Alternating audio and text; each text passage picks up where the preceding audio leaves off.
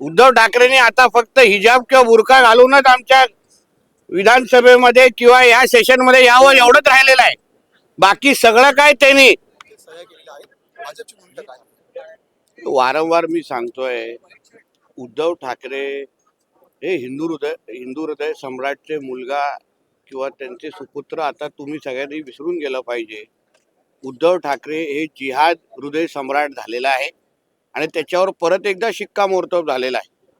म्हणजे बुरखा टराटरा फाडणं ज्याला म्हणतात, वर्षानुवर्ष जे हिंदू मंदिराची जी परंपरा जी साबूत ठेवली गेली त्याच्या विरोधात जेव्हा सनातन विरोधी हे डीएमके आणि असे पक्ष जेव्हा उभे राहिले, त्याच्यामध्ये सर्वात पुढे किंवा दुसऱ्या क्रमांकाची सही ही उबाटाच्या खासदाराची आहे, जे स्वतःला बाळासाहेबांच्या विचारांचे वारसदार म्हणत होते.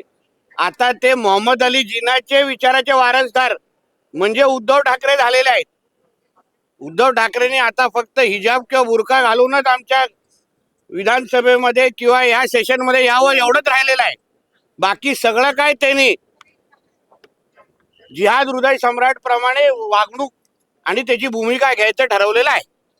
सर, याआधी देखील लालबागच्या राजाच्या मुद्द्यावरून सुद्धा वाद झालेला होता. दुसऱ्यांदा आता हिंदुत्वाविरुद्ध जेव्हा जेव्हा हिंदू विरोधी भूमिका घ्यायची आता वेळ येते, जेव्हा जेव्हा हिंदुत्वाच्या विरोधात भूमिका घ्यायची वेळ येते, तेव्हा तेव्हा उद्धव ठाकरेचा पक्ष उभाटा हा सर्वात पुढे असतो. आता त्याच्या शिक्कामोर्तब होत चाललेला आहे.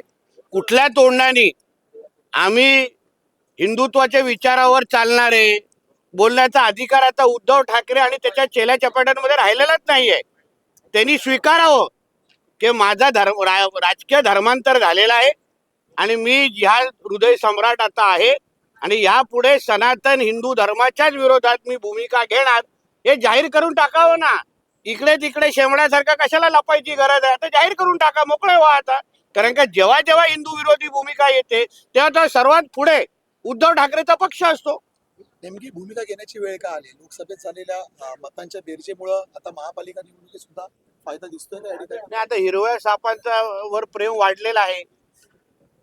हिरव्या सापांनी ज्याप्रमाणे येऊन लोकसभेमध्ये यांना आशीर्वाद दिला, यांना बाजूनी मतदान घ्यायचा खासदार निवडून आले आणि म्हणून यांना आता हिंदूंच्या मतांची गरजच वाटत नाही.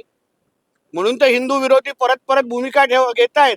आता ज्या 80-90 वर्षापासूनची जी परंपरा, जी चेन्नई हायकोर्टनी जी साबूत ठेवली, त्याच्या न्यायाधीशाच्या विरोधात तुम्ही भूमिका घेताय. तुम्हाला एवढी पण लाज वाटत नाही की आज हिंदू हृदय सम्राट बाळासाहेब ठाकरे असते ना, त्याच्या डोंगरावर लात मारून मातोश्रीचं बाहेर काढून टाकलं असतं त्याला. चला, धन्यवाद.